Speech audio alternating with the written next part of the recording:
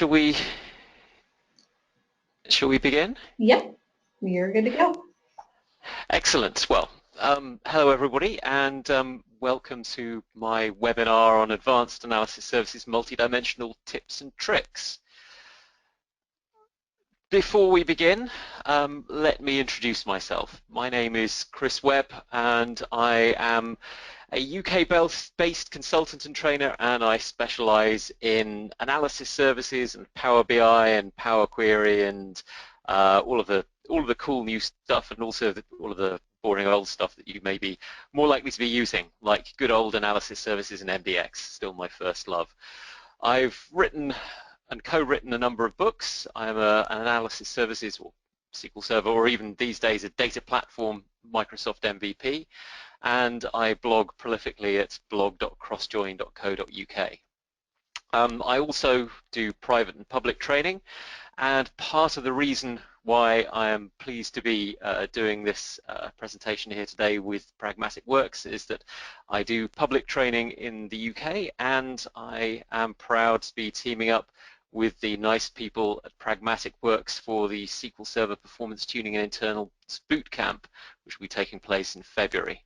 So for the DBA in your life, if you're based in the UK, this would be a great training course to send them on. Hint, hint. Anyway, let's get back to the analysis services related stuff. This is not an introductory presentation. This is not rocket science either. What I want to do for the next hour is just talk through a lot of different aspects of creating and building security in analysis services multidimensional. I'm going to assume that you know the basics of analysis services multidimensional, and I'm going to assume that you know how to implement basic security. We're not going to be going through anything introductory in this session, but what we will be doing is talking about some interesting topics, not all of them truly advanced, but there will be some useful tips and tricks that I've picked up along the way over the years of building analysis services multidimensional solutions. So some of these things you might know already, some of these things you might have known and you might have forgotten, and some of these things you might think, oh, well, that's interesting, I can use that. And I think if there are even just one or two hints and tricks here that you find useful, hopefully you'll go away happy. What will we be talking about? We will spend probably the first third of the presentation talking about all of the different aspects of dimension security, because after all, dimension security is by far the most common type of security you'll be implementing in analysis services multidimensional. Then we'll go on to talk a bit about how you go and test and monitor security. We will talk a little bit about cell security, the interesting bits about it, why it's a bad thing, and how you can move away from using it if you are using it, and then finally finish up by talking about dynamic security and how you can implement it and the pros and cons of all of the different approaches for implementing it. It is going to be possible to ask questions throughout the presentation, and I will be leaving some time at the end to answer questions, but I will leave the questions to the end if that's okay. So where do we start? Let's start with a couple of easy topics with dimension security. So first of all, when you're setting up dimension security, you may be aware that there are two different types of dimension inside your project, and you can apply security to these types of dimensions. So the two types of dimensions are database dimensions and cube dimensions. So if we go over to Visual Studio, I have a role here already open, and I am on the Dimension Data tab here.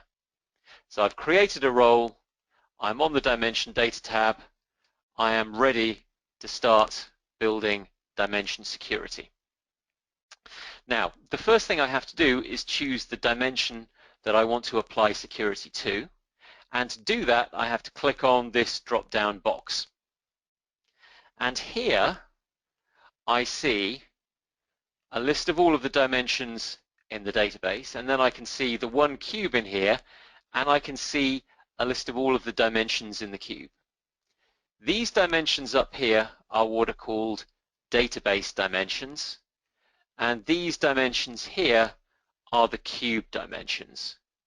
A database dimension is the kind of single standalone object that you build when you build a dimension. A cube dimension is just an instance of a database dimension inside a cube. So given this choice, where should you apply cube dimension security? Because you can apply it at both levels.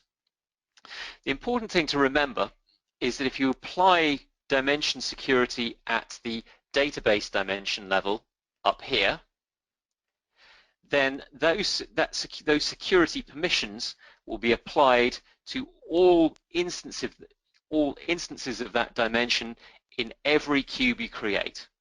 So for example, if I apply security on the product dimension here, it will automatically be applied in the AdventureWorks cube, and if I went away and created another cube in this database that included the product dimension, my security permissions up here would automatically be applied to that.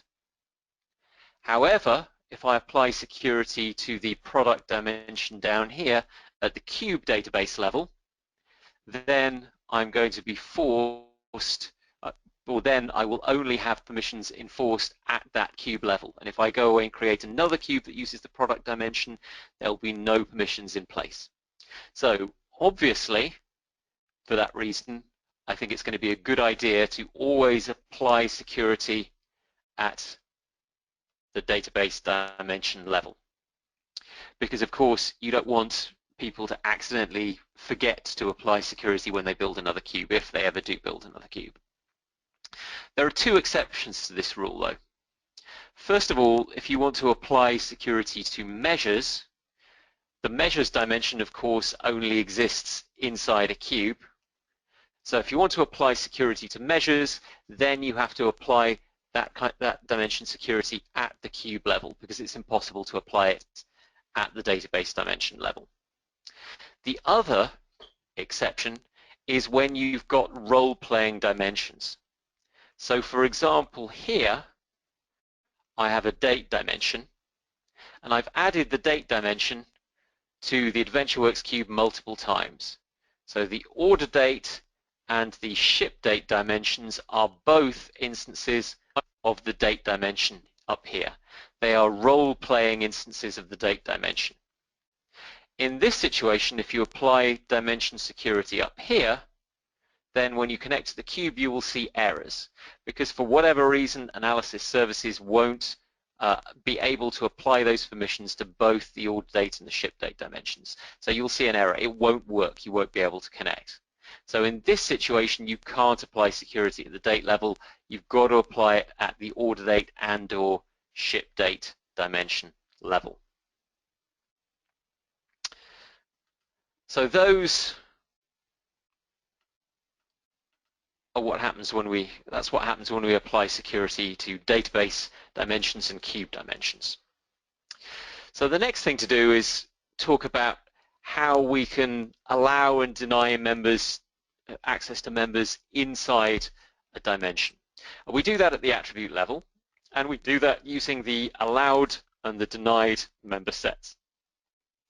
So on the face of it, the UI for applying security on the dimension level seems very, very simple. And in fact, in most cases, the way it works is very, very simple. But again, there are a couple of extra things that you may not know about or may not be completely aware about that are worth talking about. So here, let's go and apply security to the product dimension. And we can see here that I've got a number of attributes on the product dimension. So I've got category, subcategory, and product attributes. We'll come to this one a bit later. So I've got 3 attributes, and here I've got a number of product categories. Here I have some subcategories, and here I have products. And in fact, on the product dimension, I've arranged these 3 attributes into a user hierarchy, so the user can drill down from category to subcategory to product, because one product is in one subcategory and one subcategory is only ever in one category. Now, If we just focus on the product category attribute, you will see that on the basic tab, I have two radio buttons, select all members and deselect all members. And if I click on a radio button, it seems to be a nice, easy way for selecting and deselecting all of the members. But it's not quite that. There's more going on here. If I select all of the members and deselect everything apart from bikes, this is not the same thing as deselecting members and selecting bikes. How come? Well, there's no real indication that this is the case apart from this very, very small icon that appeared in this second case that's meant to make you aware of what's going on here. But what is the difference? Bizarrely and unhelpfully, it's actually easier to understand the difference between what's going on by looking in the Advanced tab rather than staying on the Basic tab. So here, I've chosen Deselect All Members, and I've just selected Bikes. If we go to the Advanced tab, what I can see are two text boxes called Allowed Member Set and Denied Member Set. And in the Allowed Member Set, I see an MDX set expression, and this is the MDX set expression for the product category bikes. So this is saying I am allowed to see the product category bikes. If I go back to the Basic tab and select all members and deselect clothing, accessories, and unknown, and go back to the Advanced tab, you'll see now the allowed member set is empty and the denied member set has an MDX set expression that represents all of the things that I have deselected. In this case, this selection here is saying allow access by default to every product category except the ones that I have deselected, components, clothing, accessories, and unknown. And you can see these are the categories that I have denied access to. In this situation, if I deselect all members and select bikes, what I'm saying is that I should not allow access to any categories by default except the ones I tick here, like bikes. So here I'm only allowed to see bikes. Why are these two things different? Well, think about this scenario. What happens if the company expands and you start to sell more and more product categories? In this situation, if more and more product categories appear on the hierarchy, you still only get to see bikes. In this situation, when I deselect components, clothing, accessories, and unknown, if more product categories get added, by default, I see them. And of course, this again is probably not what you want to have happen. You want to disable or disallow access to any new product categories by default and only explicitly grant them. So this is why you should always use this deselect all members option here and then select the ones you want to have access to. At a slightly more complex level, the way the allowed member set and denied member set options interact is that you would be able to write MDX set expressions in both text boxes, and the dimension security would allow you access to everything in the allowed member set except any members in the denied member set. So with this in mind, you can build some quite complicated sets of permissions if you can write MDX. You may also want to have more control over what happens across multiple hierarchies. Well, multiple levels on the same hierarchy. So in our case, we have got a user hierarchy that goes from category to subcategory to product. Based on what I've just said, the security mechanism says you've got access to everything that you are allowed to see in the allowed member set except everything in the denied member set. And this also works across multiple attribute hierarchies. So for example, let's start off with a selection just on product category. And here I'm only allowing access to bikes. Now if I deploy my solution here, I can go to Excel, and here I have got a pivot table connected to my cube. And if I change my connection string property, what I should be able to see, if I have connected to the right thing, is I should only be able to see bikes. Why are you not working? So I've got my role here, and I go to properties, and I have roles equal to role up here, and I can still see everything. That's fun. But anyway, I can still also test this in the Cube browser by going to change user, test roles, and go to role here. Go to sales amount and go to product category, and come on, what am I doing? So I am allowing that. I have deployed my solution. Don't you hate it when the curse of demo strikes? All right, you will have to trust me that this should work. So I should be applying security. All right, maybe this is a bug. Maybe if I try it on the product dimension today and go to product category, aha, I know what's happening. So let's deselect all members and deploy. This is what comes of messing around with your demos before a webinar. So here we are. I'm only seeing bikes with my dimension security. Now, that's the bikes, that's the product category attribute. If I drag in my product category user hierarchy, I can drill from bikes. I can see mountain bikes, road bikes, and touring bikes, the three categories underneath that. And I can see all the products underneath each category. I can also apply security to product subcategory, and I could say let's only see mountain bikes and touring bikes. So at the moment I can see mountain bikes, road bikes and touring bikes, but if I deploy this and refresh, I can say let's show all of the product categories underneath bikes except road bikes.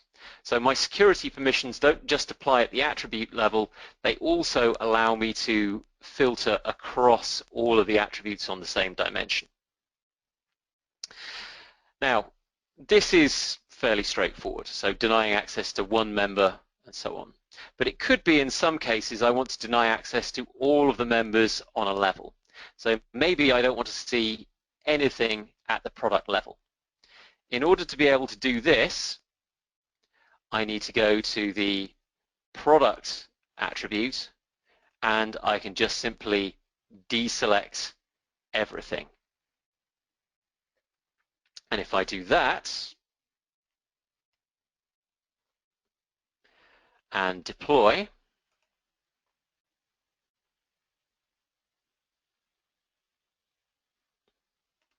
and then refresh, what I will find is that I can no longer drill down at all to the product level. And if I drag my product attribute in there, I see nothing at all. but I can still look at the product category and the product subcategory attributes. So the key here is to either deselect all members or have an empty allowed member set on this attribute. And this is the way to deny access to an entire level on a hierarchy or an entire attribute. Frustratingly, and this is something that I've wanted to do for a long time, there's no way to deny access to an entire dimension. The only way that you can deny access to an entire dimension is to deny access to every member on every attribute of the entire dimension, which is quite a frustrating thing. And even then, if you deny access to every member on every attribute on the dimension, you still see the dimension and you could still try and browse it, but you wouldn't be able to see any detail level on it. The key thing here to do would then be, once you've done that, you'd have to hide the dimension itself, probably using a perspective, which isn't really a great solution. It would have been nice if Microsoft at some point had supported this option. Another thing to mention quickly is what happens if you're a member of multiple roles. So a single user can be a member of multiple roles, and if you are a member of multiple roles, then you're going to be able to see everything that each individual role can see union together. So if I'm a member of one role that can only see bikes, and I'm a member of another role that can see accessories, then I'm going to be able to see both bikes and accessories. There is no concept of deny wins over grant. You can always see everything that every role has got permission to see. And if you're an administrator in one role, then you're always going to be able to see absolutely everything. And this catches quite a lot of people out.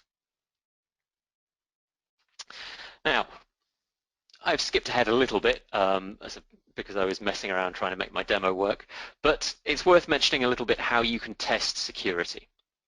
So I showed you a little bit earlier how you can test security in Visual Studio. In Visual Studio, if you go to the Cube browser and go to the Change User button up here, so here on the Cube browser tab of the Cube editor, if you click the Change User button, you can browse the cube either as the current user or as if you had the permissions of another user and you enter the Windows username here. This is not impersonating the other user. You don't need their password.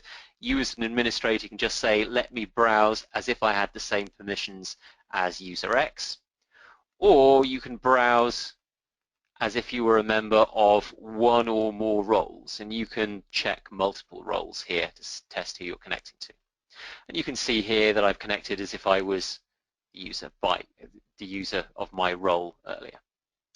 In Excel, you can do the same thing, but the difference here is in order to be able to hook your pivot table up to the cube as if you were a particular user, you need to go to the Data tab, you need to go to the connection properties for your cube connection, go to definition, and then you need to add a new connection string property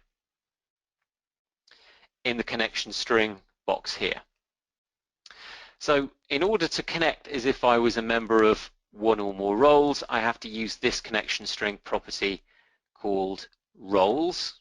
So here I'm saying let's connect as if I was a member of the role called role. I would also be able to do that thing that I showed earlier where I can connect as a particular member by using the effective username connection string property. It is also possible to do these things in SQL Server Management Studio. So here, in a moment, I'm going to do some demos using some MDX queries, and I need to be able to connect as if I was a member of a different role. And then here, in order to be able to set that up, I need to change my connection, or if I'm connecting a new, go to Options, make sure I'm connecting to the correct database. So this database is called SSAS Security.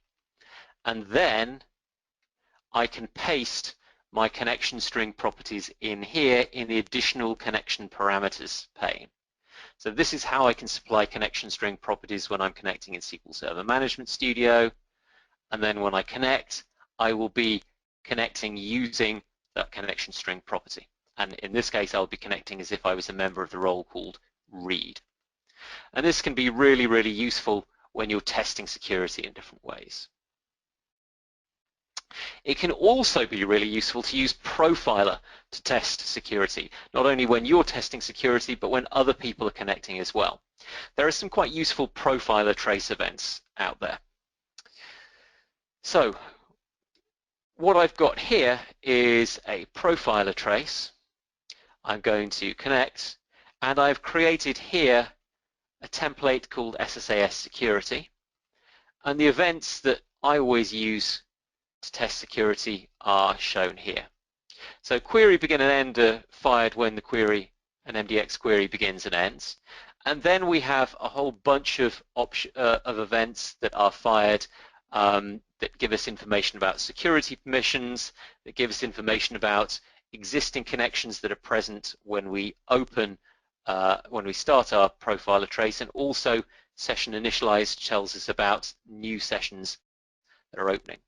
So if I click to run this trace, we'll be able to see a whole bunch of really interesting information already. So we can see all of the connections and all of the sessions that are open. And if I choose, for example, an individual session, I can not only see the connection string properties applied, but I can also see down here in the text pane a list of all of the roles that this user is a member of. Now here I can see every single role and also this asterisk up here. And this basically means that I am an administrator. I am a member of every single role. I can see absolutely everything, including being an administrator. On the other hand, I will have some other connections open. Now, it can be really, really difficult to work out which connection applies to which user when you're testing. To a certain extent, I can see the name of the application that's being used to connect. And this is actually something quite interesting. There is an application name connection string property which SQL Management Studio sets automatically. And that is what is showing up here in this pane. But I could also set that myself if I'm connecting from Excel. So here, let's go to definition and let's say application name equals Excel demo. Click OK. And now you will see I've got a session initialize event for Excel demo. I can see that I'm a member just of role, and I can very easily identify all of the queries that are going on that are related to what I'm doing. And of course, I can see the security being applied to them. So Profiler can be really, really useful for understanding exactly what roles I'm a member of and also what's happening in the background. And it's very often the case when people are testing roles, it seems like they've set up the role properly, the end users are connecting and they can still see everything. And people get very, very confused. The way to debug this is by using Profiler. Profiler will tell you exactly what roles you and your users are a member of, and if you can look in Profiler when your users connect, that will help you to debug any security role membership problems that you might have. Good old BIDS Helper, the free download which you should all be using anyway for analysis services multidimensional work, has also got some great functionality for working with analysis services roles. If you don't have BIDS Helper, you can go and get it from bidshelper.codeplex.com. It's a great free add-in for Visual Studio that makes your life a lot easier as an analysis services developer. Among the many useful and amazing things that it does for you is that here in Visual Studio, you can right-click and execute this option, Roles Report. So this is a BIDS Helper feature, and when you do this, it will give you a very large and detailed report. If I go along to something more interesting about all of the roles that you have set up in this project. So this you can save, this you can print. It's a really easy way of generating some documentation automatically. The other really useful thing that BIDS Helper gives you is the ability to duplicate a role. Why is this useful? Well, by default in Visual Studio, you can copy and paste a role. But when you copy and paste a role in Visual Studio using the built-in native functionality, all it does is creates a new role but with no permissions in it. So it's not really copying and pasting. Only duplicate roles actually genuinely allows you to copy roles. So this is, again, a really, really useful thing to have. Let's get back to some more details about dimension security. So parent-child hierarchies. Generally speaking, parent-child hierarchies are probably something to be avoided anyway. But if you are using parent-child hierarchies and you are using dimension security on parent-child hierarchies, there are some things to watch out for. I have got a parent-child hierarchy here called employee, and on employee I can drill through the AdventureWorks organizational structure. Now, if I go to my role, at the moment I have got some dimension security set up. So the thing with dimension security on parent-child hierarchies that you'll notice is that first of all, you only can apply security to the parent-child hierarchy itself. You can't apply security to the key attribute on the dimension anymore, which is a bit of a pain, even though that might be visible and available for people to select. The other thing that you have to remember with applying security is that if you apply security to a member on a parent-child hierarchy, you are automatically allowing access to all of the members unless you explicitly deselect them. So in this case, I have chosen the select all members option and deselected everything under Amy Alberts. And in this situation, if I go to Excel, and remember I'm browsing as a member of that role I've just been looking at, browse employee hierarchy, I could drill down to Amy Alberts, but I can no longer see underneath her.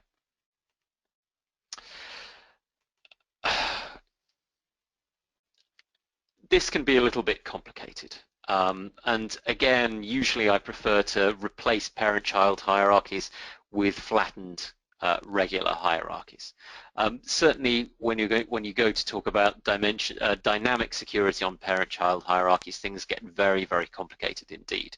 I'm not going to talk about that when we talk about dynamic security, but rest assured, some of the MDX that's necessary to get dynamic security working on parent-child hierarchies is not pleasant indeed.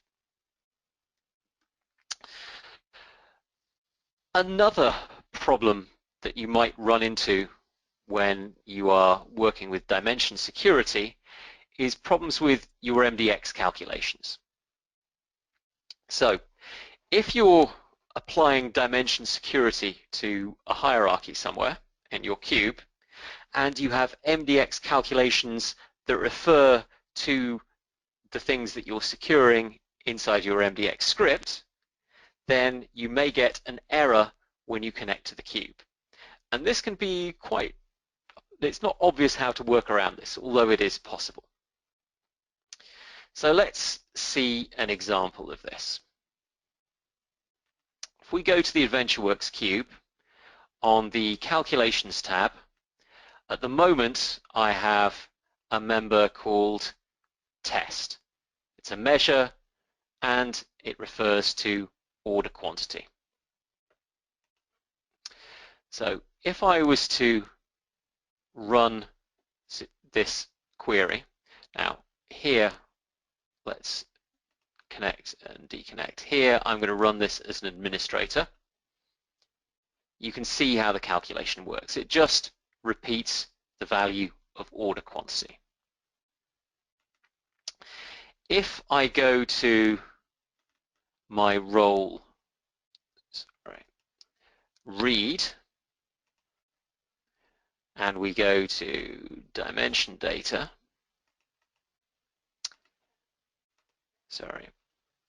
what I will need to, wrong one. So what I will need to do is be able to not this one, I need to go back and go to role, and here what I will see is that I've got on my measures dimension, I've denied access to order quantity. So if I connect and deselect and go to roles equals role, this role does not have access to order quantity, and when I run my query, I'm going to get an error. So the order quantity member was not found in the string when order quantity was passed. So that's going to be a problem. If I comment this out,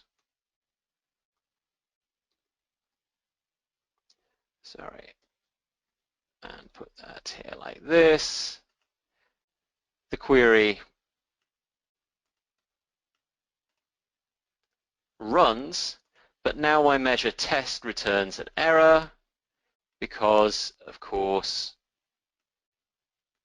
it doesn't see order quantity. Now, equally, if I've got a scoped assignment like this, so here I'm taking order quantity and I am now also overriding it with order quantity times 1.1. So if I deploy here, we go to this and I try to connect with roles equals role. When I connect and run, I'm going to get an even worse error. So I get an error encountered in the MDX script saying, hold on, there was a scope statement here that was invalid because it was looking for something called order quantity which didn't exist. And this is because the MDX script is evaluated after the user is logged in, and after the user is logged in, the first thing that happens is security is applied, then the calculations are all executed, and then we've got a calculation here that breaks because order quantity doesn't exist when I'm logged in through this role. How do we work around this? Well, if we comment this out, the trick is to be able to create a named set that handles the error. So the first step here is I've created a named set called security set. And in here, I'm using the string to member function to evaluate this string and try and turn it into a member. So this string obviously contains the MDX for the measure order quantity. When I use string to member, it will take that text and try and turn that into an MDX expression. Now, if the user can see order quantity, then it will work. If the user can't see order quantity, then it's going to return an error, and then I'm using the isError function here to say, well, if this returns an error, return an empty set, otherwise return a set containing order quantity. So in the security situation, this is going to return an error with an empty set. Now, security set then is used inside my new scope statement, which, remember, will return an empty set if I'm connecting through security, and then this will just work because security set will exist, it's an empty set, the scope will be on nothing, but if the user has got access to order quantity, security set will contain the measure order quantity, and then the scope statement will work as expected. So if I deploy this and then reconnect here and say roles equals role, my query will work fine, although of course test will still not work because I haven't handled that error. So this is a really useful trick to know if you've got a lot of complex calculations where you're scoping or working with members that may or may not be available through security. Let's go on to cell security. Generally speaking, as I said, cell security is a bad thing, but there are some interesting things to note about cell security. I've got a role set up here that uses cell security. And you will see that on the cell data tab, there are actually a number of different boxes. The first two are for enable read permissions and enable read contingent permissions. What are read permissions and read contingent permissions? Well, interestingly, they're things that used to be very, very different, but in fact, nowadays on more recent versions of Analysis Services, and here I'm presenting using Analysis Services 2014, they are more or less the same thing. So back in Analysis Services 2005, when these things were first invented, read permissions just simply allowed or denied access to individual cells inside the cube. However, it was possible quite easily to get around read permissions. Because let's imagine that you are allowing or denying access to the order quantity measure.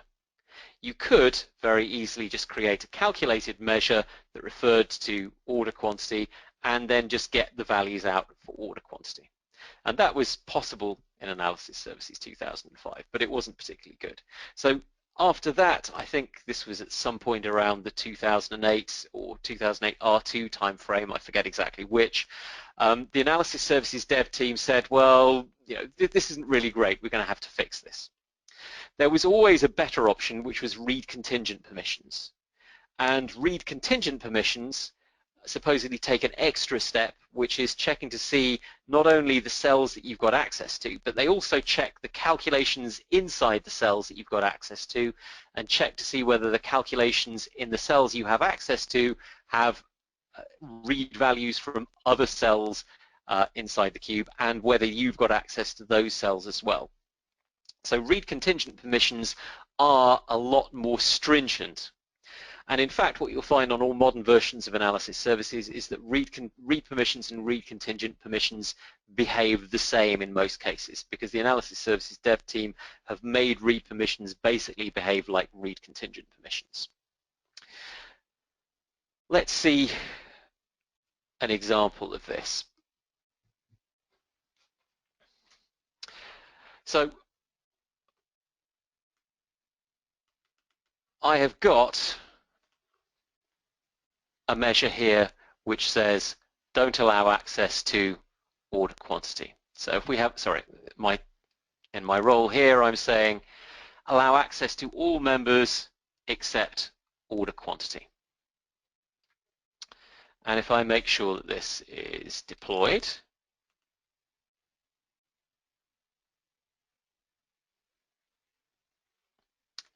I'm going to reconnect here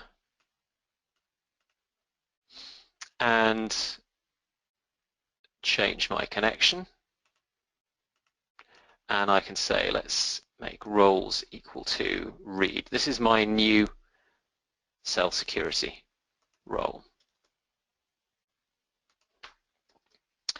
If I ask for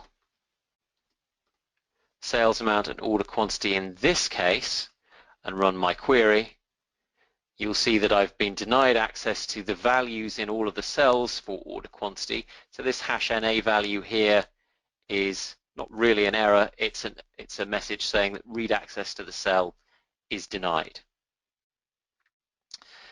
You'll see also that if we have a look at measures.test, and remember measures.test is just saying give me the value for order quantity, even though my cell security is saying don't allow access to order quantity, in this case test can get access to the values from order quantity. How can we get around that? Well, this is one of the cases where we are going to have to use read contingent permissions. So if I take this, and I think there is another bug here, So I need to open this dialog, click OK, disable that, enable read contingent permissions. I'm going to apply read contingent permissions here and deploy. When I run my query now, you'll see that I can see NA and test. This is one of the few cases. This is one of the cases where read contingent and read permissions and read contingent permissions are still different. However, there are other scenarios where it doesn't hold true. So for example here, let's run this query as an administrator. Here is a query that looks for all values on the product subcategory level for sales amount. If I disable read contingent permissions here, click OK, and go to enable read permissions here. Let's put that back in case I need to do this demo again.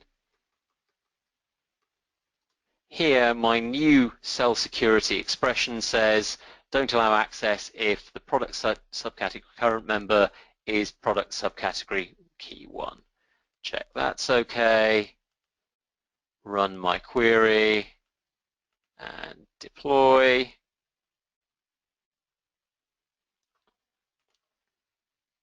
And now if I connect as roles equals read, click OK, run my query, you'll see that mountain bikes is not allowed.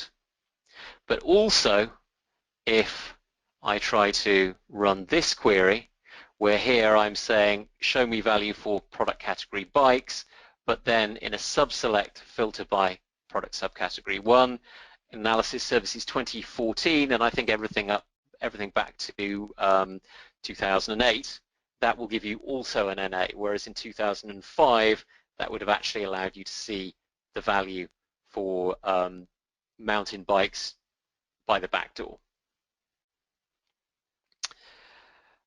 Generally speaking, cell security should be avoided because it is really disastrously bad for performance. It does a number of different things. It prevents the use of bulk mode for calculations, which means that your calculations will be slow. It prevents any formula engine caching, which again causes performance to be slow. And I've seen some really severe problems caused by the use of cell security. So avoid using it. But then you get the question, well, how can I avoid using it? If I've got a genuine scenario where I need to be able to use cell security, how can I do that? Well, you can replace cell security by dimension security in some cases, but not all, by actually building a new physical dimension inside your solution and applying dimension security for that. So let me show you how you go about doing this in a very, very simple way. Here is a role with some cell security in it. And here is cell security that says only allow access to one product on one particular date. And if we go here and use roles equals replace, and go to options, connection string properties, roles equals replace, and run this query, you can see that I'm only allowing access to Mountain 100 Silver 44 on the 7th of the 9th, which is certainly the probably the 10th of July, I guess, 2001. So that's that working. But let's imagine we wanted to replace this with dimension security. How could we do this? Well, because we're selecting a particular combination of dates and products, we couldn't do this by setting up dimension security on the order date and the product dimensions on their own. What we have to do is create a new dimension. And what I've done here is shown a very simple example of this. So in my DSV, and you could do this in your view or your fact table or whatever, I've added a new calculated column to my fact table. And in it, I've got a calculation that just says, for each row in my fact table, when order date key is my date and product key is my particular product, then return 1, otherwise return 0. So I'm going to have a new column just containing 1s and 0s in. And then I've created a new security dimension on here, which has got one hierarchy called security on it, and it has got 2 members, 0 and 1. And if I add this to my cube, here is my security dimension. It's got a regular relationship to the fact table, and it's joining onto the fact table using that new column that I created. Here I would be able to create a new dimension security role, and in it I would apply security to the new security dimension and just simply say only allow access to the members which are 1 on this dimension. And having done this, I can use my new dimension security role, and it will give me pretty much the same thing. Not exactly the same thing, because when I run this here, I will see nulls instead of NAs, but I'm only going to be able to see values for the date and the product that I've allowed access to. Now, obviously, in the real world, this might be a little bit more complicated to do, but I have successfully implemented this for really quite complex cell security options. The only thing this can't work for is if your cell security applies security to the measures dimension, which is a problem. The last thing to talk about very quickly is dynamic security. So in some scenarios, you might want to apply security to a large number of users. So for example, let's say you've got a sales cube, you have 1,000 salespeople, and you want each sales user to connect and see just their data. You could create 1,000 roles to do that, but doing that would be horribly, horribly complicated and difficult from a maintenance point of view. So in that situation, what you need to do is use dynamic security. And dynamic security is when a role connects, allows multiple users to connect and gives different users different permissions. So how can it be possible that one role can give users different permissions for even for a single role? Well, the answer is that you can make a role dynamic by using one of 2 MDX functions, the username function or the custom data function. So the username function, which I've got an example of here, when I run it, will return the Windows username of the person that you're connecting as. And this is going to be useful in scenarios where people are connecting directly to the cube, for example, from Excel. And this is what you use in the vast majority of cases. On the other hand, if you're applying security maybe from a web application that connects back to analysis services, and you're always connecting as one particular user, another approach could be to use the custom data function. So the custom data function allows you to pass a text string through the custom data connection string property. So if I take this and I reconnect here, but say custom data equals hello, oops, sorry, custom data without a space, and I rerun my query here, you will see that I get the text hello coming up when I call the custom data function. And in this is useful in scenarios where you've got a web-based front end which handles all authentication, and then that will then connect back to analysis services using a single Windows account, but then you can make each connection behave as if it's a different user by passing different values through the custom data connection string property. In both cases, using the username function and the custom data function, you would need to use these inside your role definitions.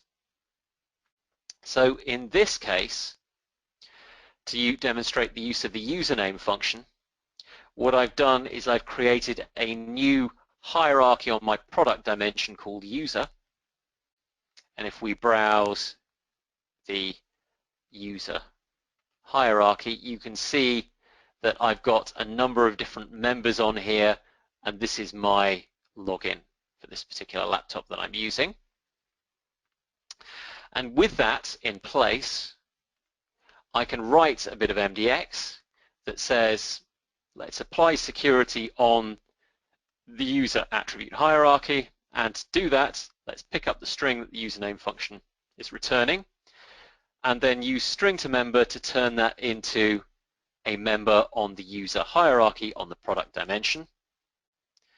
And then by applying security to that user hierarchy, I'm also going to be applying security to all of the other hierarchies on that dimension as well. So if we go back to the DSV, what you will see is that on my product category table, I've got another named calculation that says when it's Chris connecting, allow access to product category key 1, otherwise don't do anything. And then if I explore that, you'll see that I'm allowing access to Chris to bikes. And then if I connect using the role username demo here, I could choose username demo here and run this query. Even though I'm asking for all product categories, this would just give me the value for bikes. As an alternative, just to show you how to use the custom data function, I've got something else set up here on another role using custom data, and here I am saying let's check to see whether something's connected through custom data. If not, use the error function to raise an error. Otherwise, take what I'm passing through to custom data and again turn that into a member on the product category hierarchy. So if I run this by connecting to the custom data demo role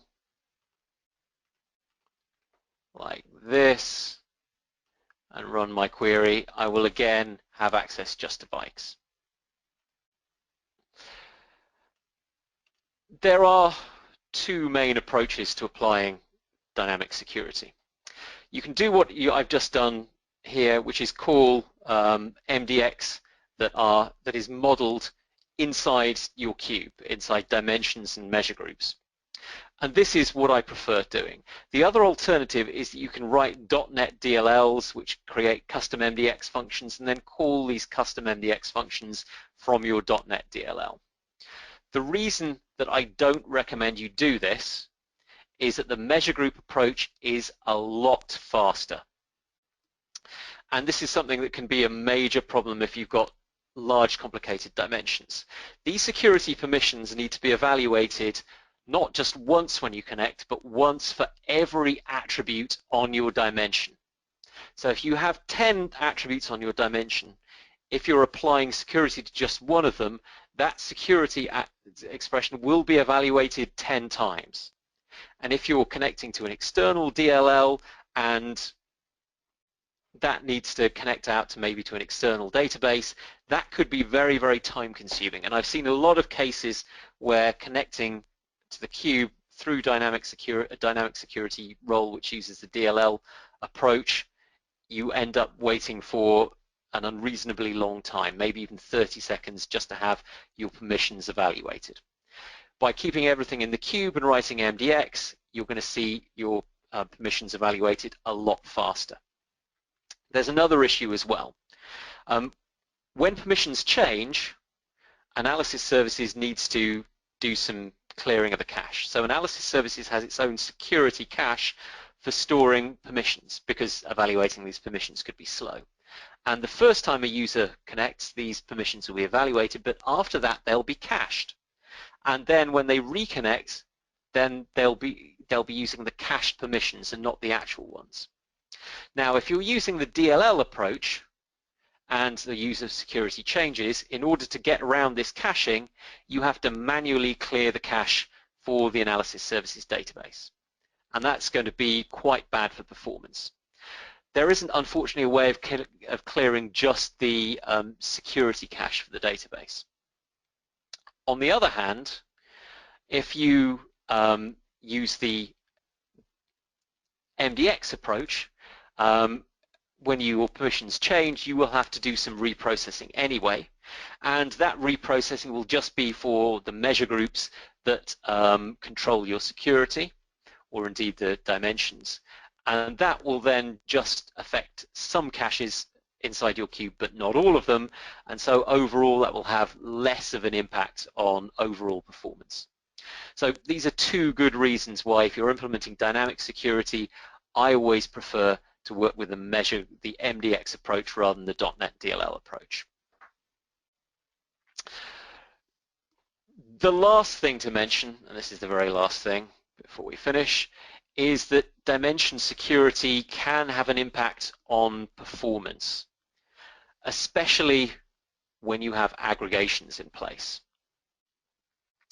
You have to remember that if you're using dimension security and visual totals, you could be querying at a higher level, but actually with dimension security in place, the filtering on the values you see is taking place at a lower level of detail. So for example, on my cube, on the AdventureWorks cube here, I've got an aggregation which is defined at the product category level. And if I clear my cache and go back to, hold on, let me move that. Oh. So if I run this as an administrator and I go to deconnect, connect and reconnect and run this, my query here is going to use this aggregation. So I should have also created a new profiler trace here. Let's use this. Clear the cache, run my query, and you will see that, and I've used the wrong trace template.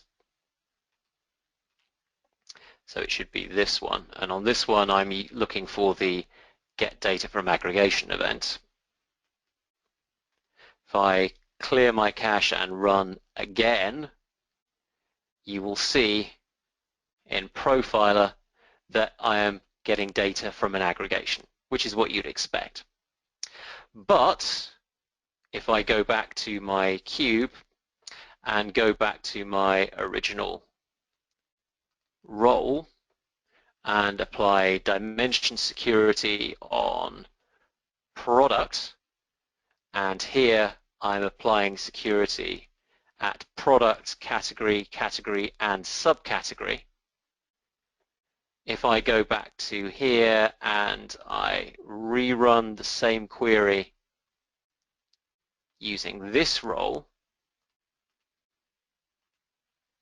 and it's important to remember that you also enable visual totals on here. So let's enable visual totals as well to deploy. When I clear the cache and run my query, let's clear Profiler, we will not see the get data from aggregation event being fired, because even though I am querying at the product subcategory level, because I am filtering that using the dimension security, the aggregation is not there available to be used. So you have to be very careful from a performance point of view. When you're performance tuning and building aggregations, remember to take your dimension security roles into account. So that brings me to the end. Thank you for listening, and I hope you've learned some useful and interesting tips and tricks. Let me have a look and see if there were any questions. So I've got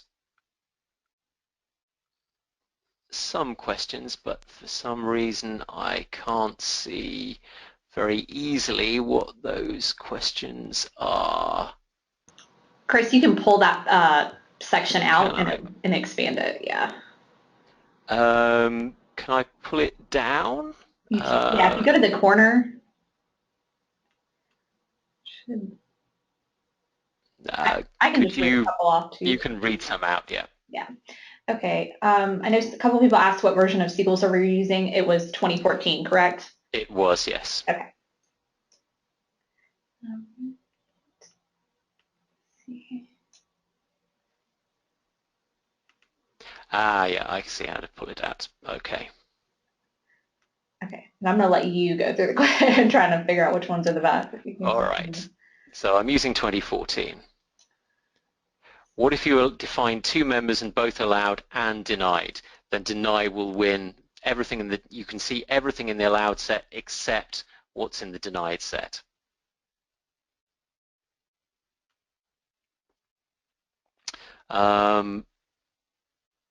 What went wrong with the demo?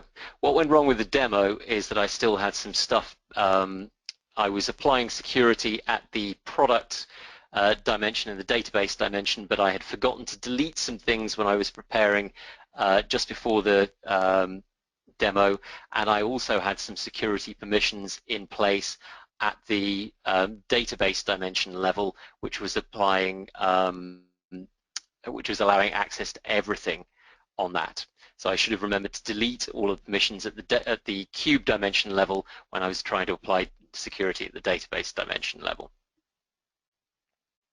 So in the case when you need to deny access to an entire dimension, Microsoft's solution would be to make two separate cubes. Yes, that would probably be it. Although of course it's a kind of moot point whether denying access to an entire dimension is really important when you can deny access to all of the members on all of the attributes on that dimension. The deck will be available after the session, yes. When connecting as a different role in Excel, does that user have to be a cube admin to do that? That is a very good question. Now, in order to use the roles connection string property, I believe you do not have to be an administrator.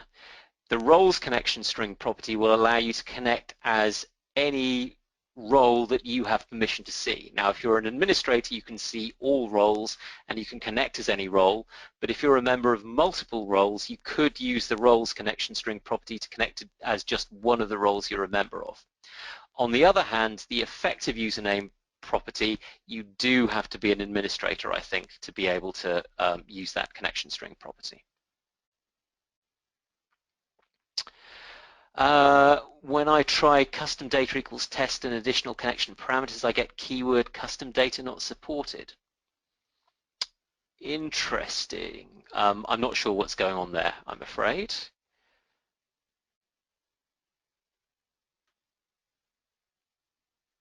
Let's move down.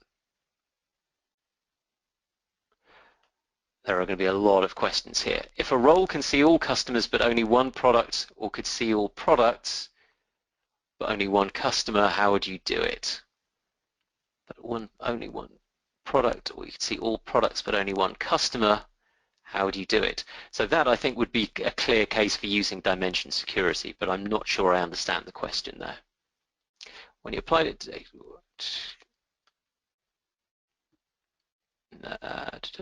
does tabular model security work the same way? No. Tabular model security is similar to dimension security, but it's row level security.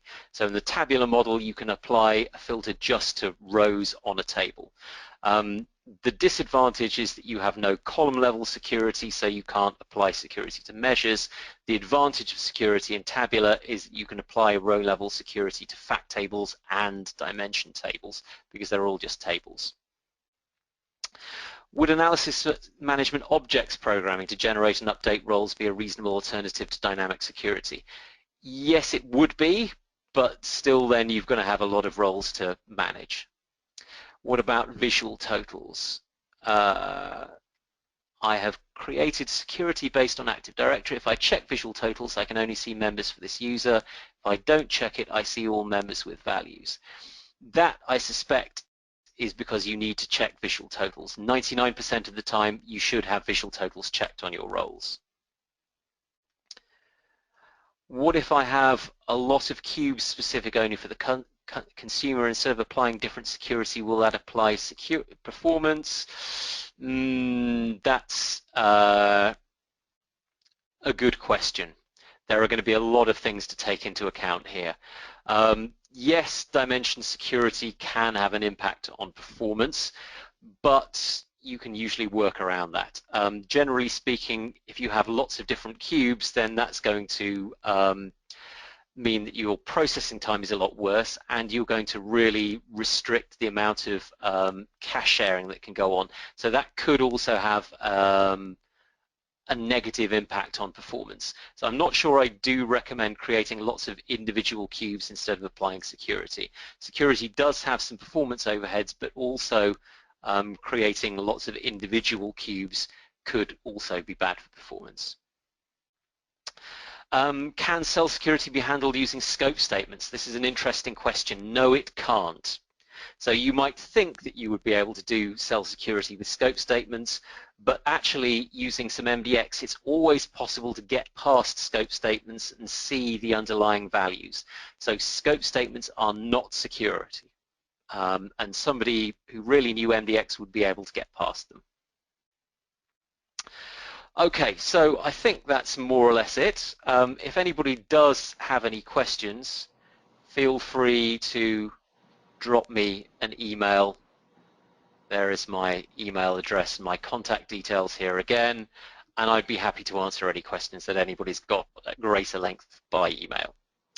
So thank you very much, and I guess that will be it. Yep. Thanks very much, Chris, and thanks, everyone. If we didn't get to some questions, I will just go ahead and send a list of questions to Chris just in case, and maybe you could post them somewhere in case there were some that we missed. Again, as always, I know a couple people asked about this. The recording will be available. You'll receive an email with the link to the recording tomorrow. And like Chris said, if you have any questions, please feel free to email him at the contact information on the screen.